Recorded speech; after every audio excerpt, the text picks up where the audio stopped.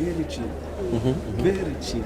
Yani usifikirie sana. Kila maswali moto. Usifikirie sana. Actually it's a conversation. It's not an interview. It's a conversation.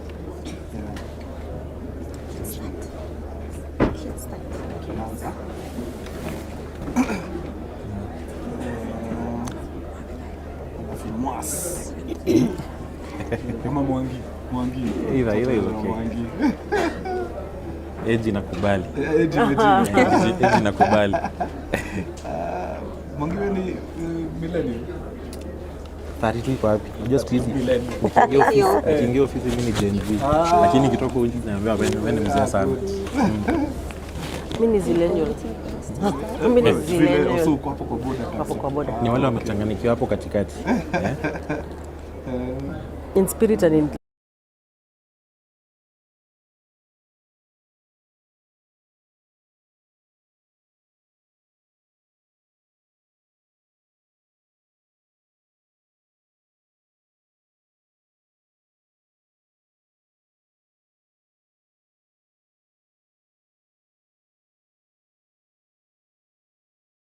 ni gani mdau?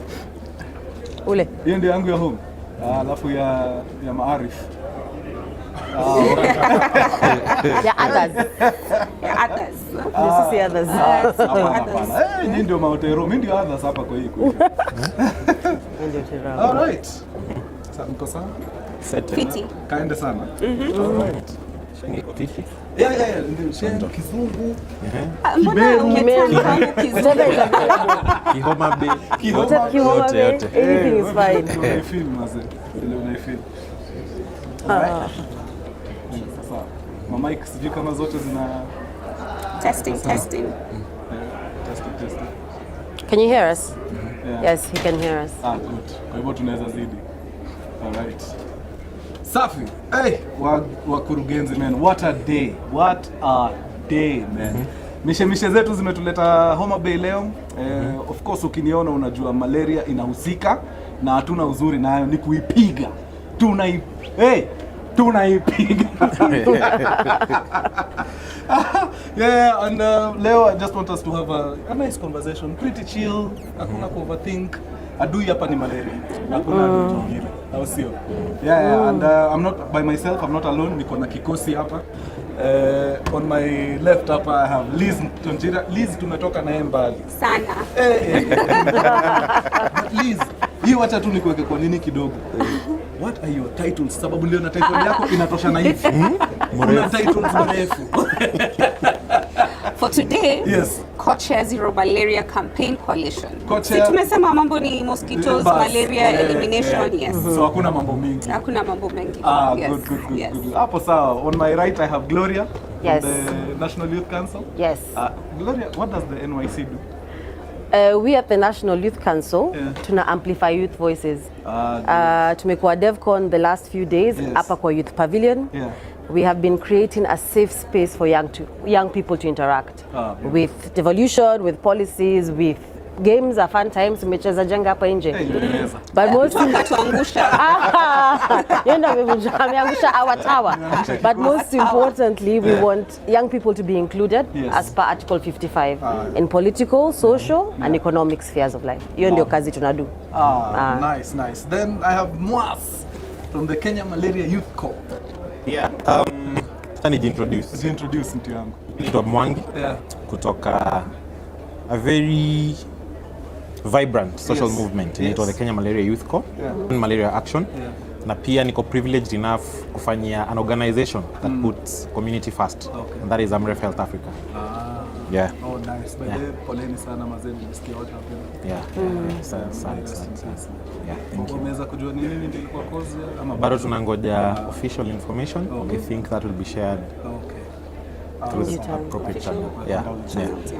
Lizz, the feeling out here has always been malaria. It's such a Gen X phenomenon, man. Millennials, Gen Zs, tunafanya nini tukiongea juu ya malaria? What do you think about that this concept? I think the problem with malaria has always been the way it's been positioned or the narrative that people talk about malaria. They say it's a poverty disease, which it's not. I mean, ask any CEO who's been here. We have a CEO here. So umepata malaria in your life. Malaria, yes. Exactly. So it's not. It does not discriminate gender, it does not discriminate your social class, it does not discriminate your religion. I think the problem from the very beginning was the way we were articulating and presenting malaria as a poor man's disease. And it's not. Anybody can get malaria.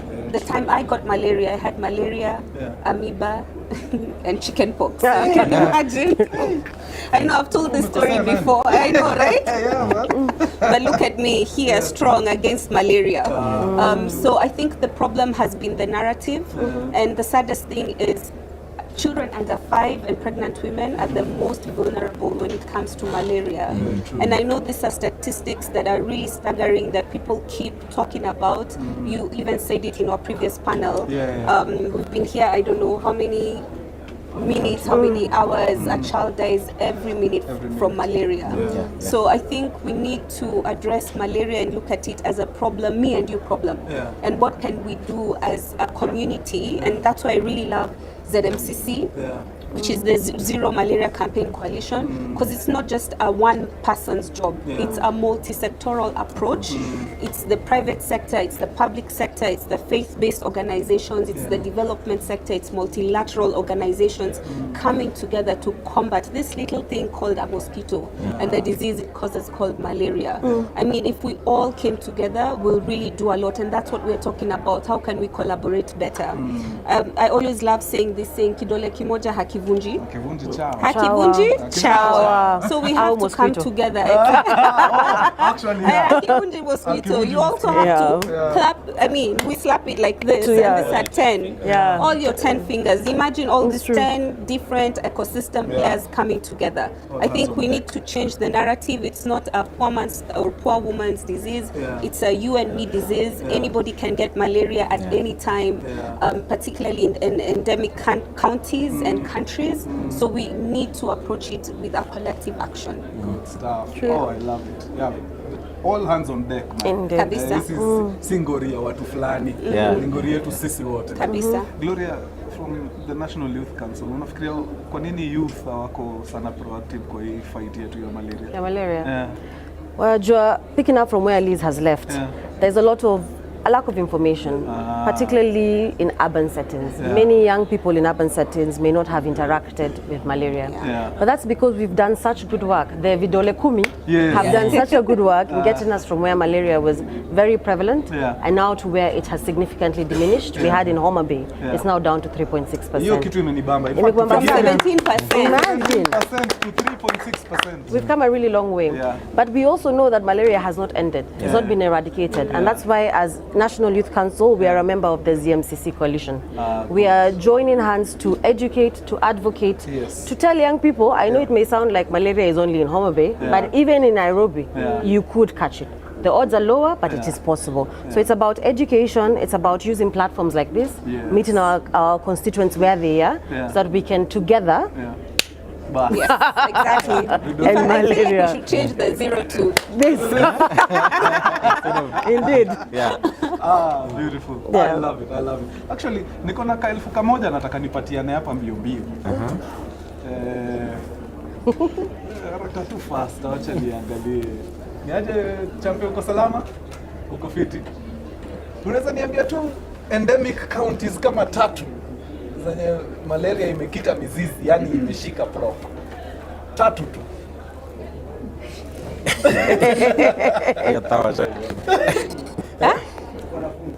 Huyu anajua. Wewe kwani wewe ni wa ndani? Amejizetia swali. Lakini ninyima moja hapo. Homa Bay, Kisumu, Migori, Busia, Bungoma, Kakamega, Turkana iko ndani. Turkana iko ndani. Iko ndani? Yenyewe kuna Lake Big hapo. Kwale. Kilifi. Iko sawa. niko na 1,000 yako hatari. Zote 10. Wewe leo ama for quality nitafutie pia madam ka 1,000 mahali. Kabla session iishe lazima. Nikumbushe tena, what exactly does your organization do? Well, allow me to call it a community of practice, where we have different youth coming from different professions. Yes. Ongelelea kuhusu malaria, because even if you look at the Devolution Conference right now, you'd find a lot of people coming here doing various things. So for us, it's like myself, I'm in the health space. You'd have somebody in the legal space, a lot of spaces that are there, and we utilize these spaces to talk about malaria. How can we be able to leverage the spaces that we have to contribute to the Kenya strategic plan? That is the Kenya Malaria Strategic Plan. So a lot of innovators are youth. As NYC has said, you look at the journey that we've covered, and looking at where we are in terms of eliminating malaria, we are nowhere close. And we had a vision of eliminating it by the year 2030. And we need the youth to take up the mantle and put it in a malaria strategic plan as a young person. So that is why we sort of galvanize and let other youth contribute to this, not just doctors, not just nurses. Let everybody come in and take up responsibility. So, you know, I'm a fan of stories, so nitakuuliza tu. Actually, I'll throw it to you, Gloria. Have there been like impact stories in your line of work yenye umekutana nazo ukasema, yes, are you good? I think, allow me to give mine. Hata usiniambie ulikuwa unajua nane kama. Joipata malaria by the way. You must have a lived experience kama umekuwa hapa Homa Bay, Kakamega and all those places that Daktari has been able to mention. Lazima imekuguza mara moja ama mara mbili. So for me, I think growing up in Nairobi, I didn't have enough info about malaria. So after COVID, I think I was fortunate to come to Western, particularly Kakamega. So nilikuwa naishi huko. So the work that took me there was about there's good work that comes from Global Fund, and especially working with the community. So every other time you have to go back to the community, engage with them. So unfortunately, I got to have malaria, that is one. And then in the course of my work, I got to see the devastating effects of malaria. So at one point, nakumbuka nilikuwa some facility somewhere in Bungoma County, and I could see a woman running with her child. The child is convulsing. So amefika pale hosi, and the mother was quite, what's the right word to use? Alikuwa very shaken, because she does not know what to do. But fortunate enough, we have nurses who are there supported. We have the community health promoters in place. So Ali sort of hand over baby and nakainua mkono akasema, I don't know what to do at this point. So can you be able to help?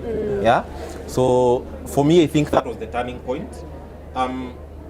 Not a doctor per se, but ilinipatia opportunity ya kuona life in a different perspective.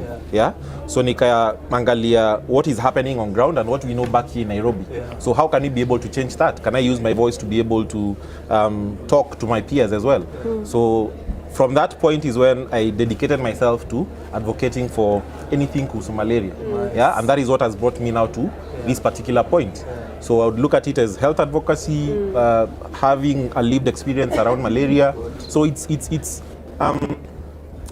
I can't say the journey is quite complete, but tunasonga, tunakazana. When you umesema, the keyword of today is vidole kumi. Yes. Nice. Gloria, any that you've I mean, for me, it's the perspective is from how young people can make change. Because we spend a lot of our time talking to young people about different things. Early this year, we were running a program called Wazo. And we were essentially going from county to county, trying to connect young people to opportunity. And you will find that utaenda mahali kama Bungoma, we went to Bungoma. A lot of the young people didn't know they could access, funds or jobs or where they could go for opportunities. But the minute we connected with them, the traction on our socials, at the office, the way they reach out for help and for opportunities was significant. The way I'm connecting that to malaria is that based on the things we have learned, the minute you connect with a young person and you educate them on malaria or on other endemic diseases, you will see the change. And we have so much evidence of that from other larger, longer term, for other older campaigns around healthcare.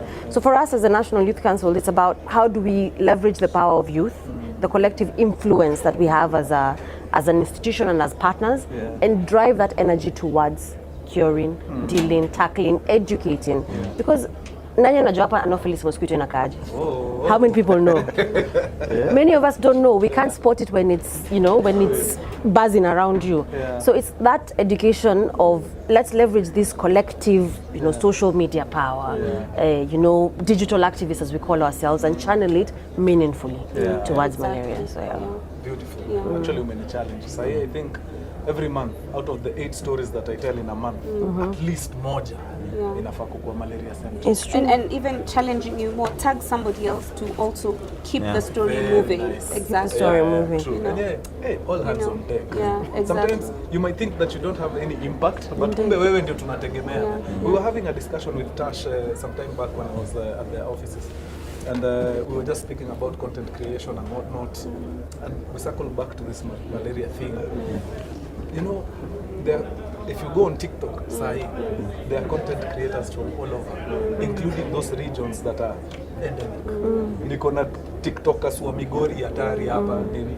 But because those platforms don't pay us as content creators, huyo mtu anatucreatia content akiwa Migori, lakini anapambana na malaria sababu hata shilingi 300 ya net. Unaona? And to be able for those guys to be monetized, it just takes a press of a button like this. But since hakuna mtu anawaongelesha huko, nobody knows. But it's also about information is power. It's everything to do with what Agnes has talked about, information, education, communication. Correct. I think just in terms of even a pipeline for innovations in malaria fields that create a pipeline of dignified and fulfilling work for young people. There's also the aspect of the education component on, I was very fortunate to, in my previous role with RBM that sits under a UN body, to come up, to work with partners to come up with this year's World Malaria theme, which was Malaria Ends With Me, right? How do we bring partners, all of them together? It's a me fight, it's a everybody fight. It's about, there are things, sometimes PSCC, we ask government to do everything, and there are some things we can do by ourselves. For instance, clearing bushes, stagnant water, those kind of things, and educating people around those things. Because they always say prevention is better than cure. If we're able to do that and help, there's something very interesting. I remember somebody mentioning health begins at home, not at the hospital. And if it begins at home, it begins with arming yourself with information to prevent yourself from certain diseases. So if that information, that education is there, even in places where I always say the internet is great and it's how we leverage it with this education, but also how do we complement this online activities with offline activities as well? How do we help?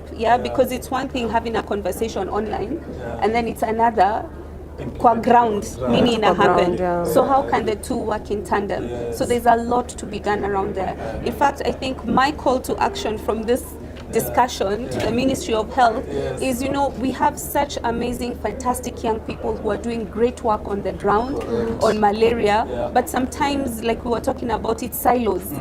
I don't know what NYC is doing, I don't know what another malaria body is doing, I don't know what. How can we all, how can we all come together? Can we have instead a young youth office in the Ministry of Health, I don't know if it happens, where the young people can actually be part of the conversations that are happening in the Ministry of Health, and they can give solutions to some of the challenges that the ministry is facing. And this can be replicated in all the counties that we have. That is beautiful.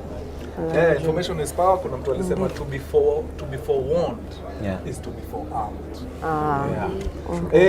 Madam. Madam anataka 1,000. Nataka 1,000.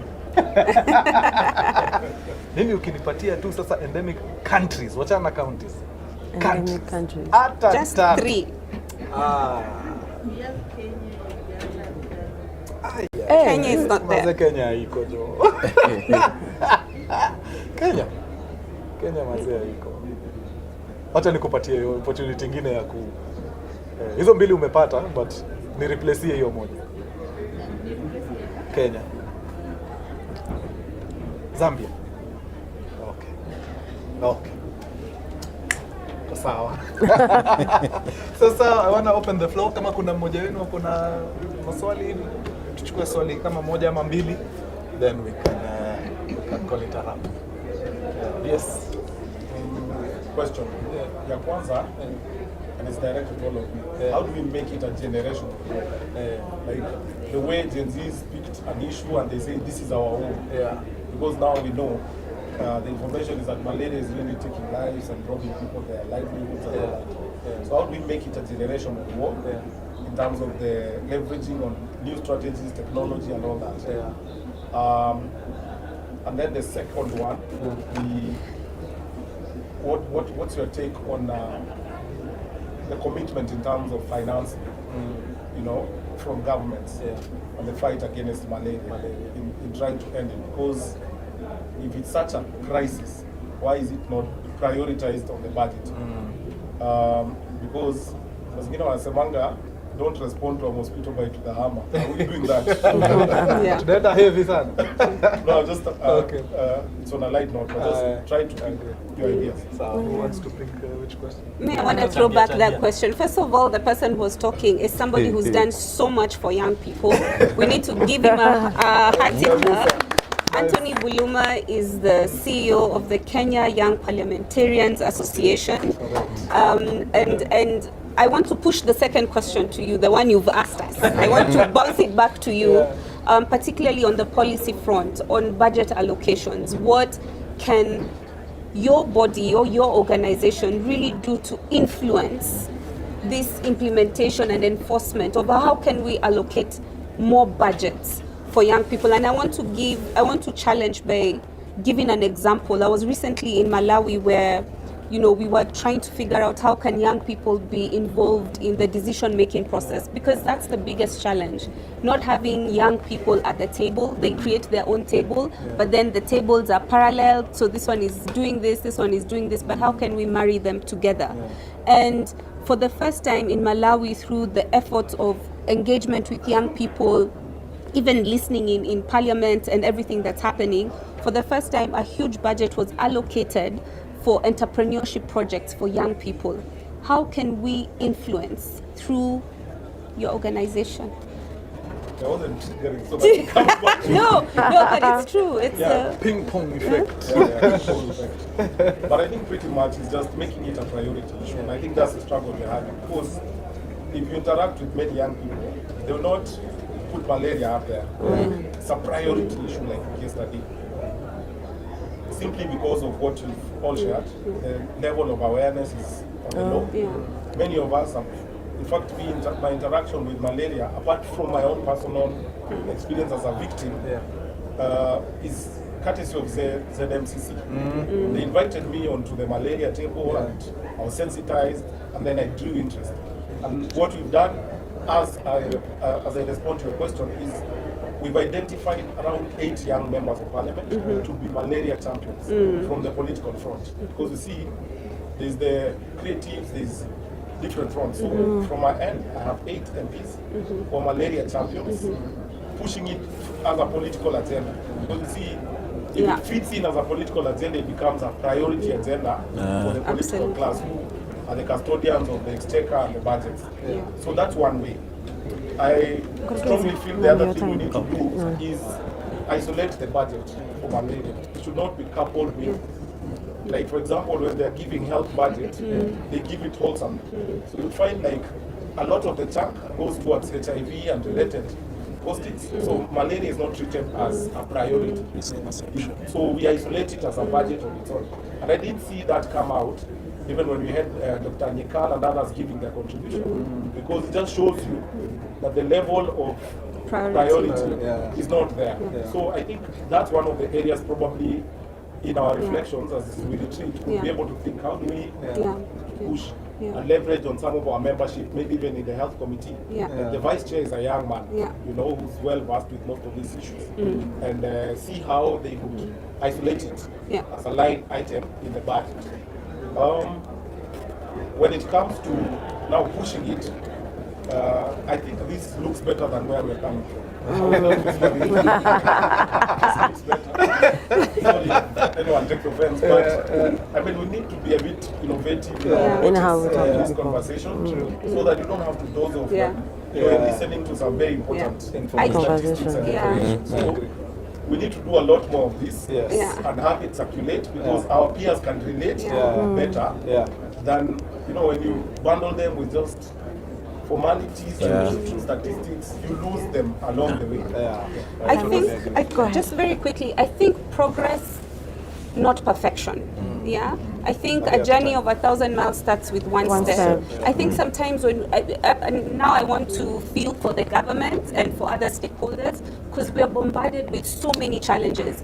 I kid you not, if HIV ecosystem was talking, they would be saying exactly the same things we're saying. How is HIV prioritized, or how is TB prioritized? I think it's looking at progress, slow progress. Like, for instance, I mean, from 17 to 3.7%, that's progress, and celebrating and using that as a learning experience for other counties. I mean, how can we use those case studies to inspire others? People like countries like Cabo Verde, Egypt, they eradicated malaria last year. They got their certificates from WHO. What can we learn from them as well? So I think it's not, I completely understand there's so many competing priorities, but how do we build slowly but progressively? I think looking at it without, you know, ukianza kula elephant onesie na yote, you start with different parts, so we can start slowly and steadily. That would be my take around that. Comment on, I think he wants to say something, but I'd also like to comment very briefly on critical mass and coalition building. I think this is something. Look in the room, you have the young core, you have the National Youth Council, you have the young members of Parliament, ZMCC and the other initiatives we are doing all together are beginning to create a collaboration of people. And that's how we make it a generational war. Consistently, all our efforts together, concertedly as they are now, will get us to a place of critical mass. And in no time, maybe the next hashtag will be zero malaria, and that's the goal. So it's about bringing together as many partners as possible to push the same narrative forward. Mine was, since you talk about generations, if we go by, we are the generation that will end malaria. And from his first question, you look at how can we be able to work as a team. Don't look at the previous generation and think that they didn't do better. How can we be able to learn from them and see where we can be able to pick up and push that and get to zero malaria? So for the youth, let's look at them as coming to collaborate or pick up from the pieces and push that. And another really small point around, we can't eradicate or eliminate malaria in, for instance, Homa Bay or Kisumu or wherever, if we don't also talk to our neighbors in Tanzania, because Tanzania is an endemic country. How can also be cross-border collaboration, cross-border learning? That would also be really important. Because mosquitoes don't need a passport like you and me. Don't make gears. Oh, thank you so much, my people. I want to. Oh, lovely. This has been amazing. Special shout out to ZMCC for giving me this opportunity, Maze, to be their flag bearer. Asanteni sana. We are in this fight for the long haul. Haki ya Mungu time imeenda sana, lakini nitakuruhusu tu dakika moja. 1 minute. I'm sorry, thanks so much. From the Malaria program. Yes. And I think it will be, thanks for the 1 minute, I'll take it. Okay. It's a great honor for this support. We are all collaboration to end malaria, and I think today personally and the entire team, this is a great session. Sincere appreciation to you and the rest of the team for organizing this session. I'm so humbled today that I'm in front of the great media personalities, and I hope you'll allow us to take photos with you so that when I go home,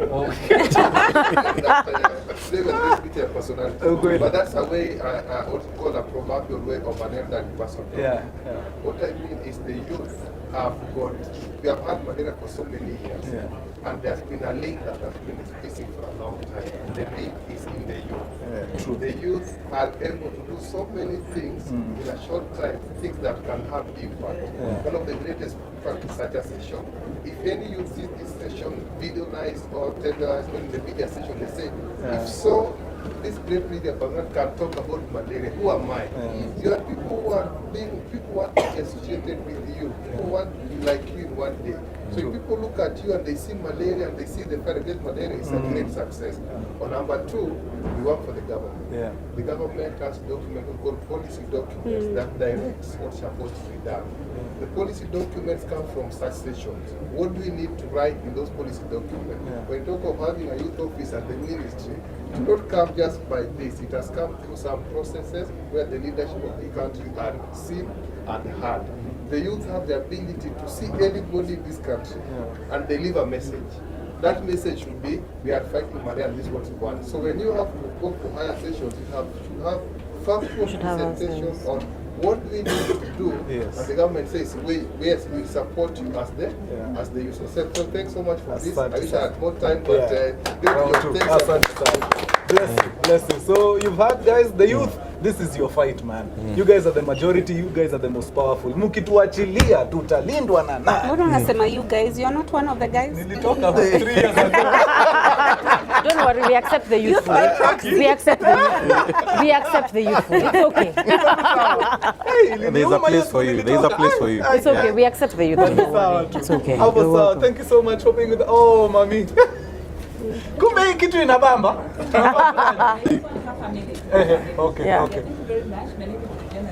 Yeah. I want to come to the Malaria program officer. Yeah. I just want to say that in this case where we have the USAID fund increase, and there's a lot of advocacy on local innovation for sustainability purposes, the youth can take advantage of this either they put it a great opportunity to come in and ask the government to support it in, for instance, in manufacturing of bedrooms. That's an opportunity where we can create jobs.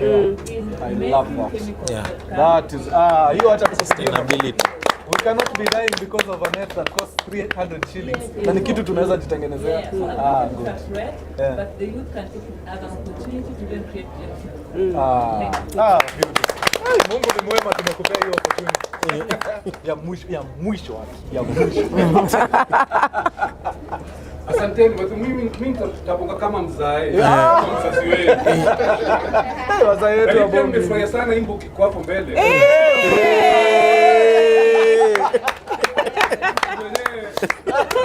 Ile mnasema ni kitu ya maana na imenitouch.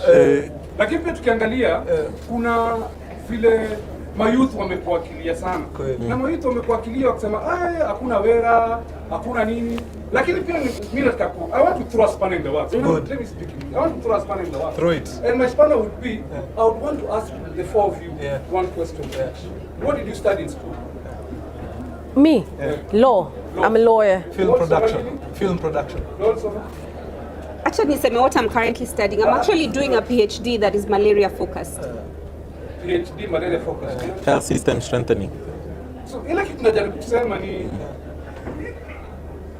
wawili kati ya wale watu wamekaa hapo, ile kitu mlisomea si kitu mnafanya sasa hivi. Ni kweli? Hata mimi. Mlisomea si kitu mnafanya sasa hivi. What am I trying to say is as a parent, I've discovered that sisi mtoi akiwa form 4 ama apate a fail. Sisi mwambie sasa wewe kazi yako imeisha. Imeisha na sio hivyo. Kwa sababu kila kijana akona talent yake ile anaweza. Wewe umetumia talent yako kwa mali huko sasa hivi. Kweli. Ndio. Kweli. So ile ningewa encourage mfanye sana kama National Youth Council. Forget na wazazi. Wazazi wametoia kifail. Haimaanishi ni mshamaisha. Kweli. Inaweza kuwa hiyo mlango imefungwa, mlango mwingine imefunguka po. Na huyu pale direction yuko hapa. Yeye pia akifika huko ati kizungu mingi. Aongee stories za vijana. Hapo sawa. Future hii nchi kwa kwenu. Sisi tumebaki na miaka chache sana. Lakini sasa hizi huyu jamaa akiweza chukua hiyo usukani na pia nyinyi mchukue hiyo usukani, tuanze tu kuponga story ya vile Kenya itaendelea. Miaka 10 inakaa.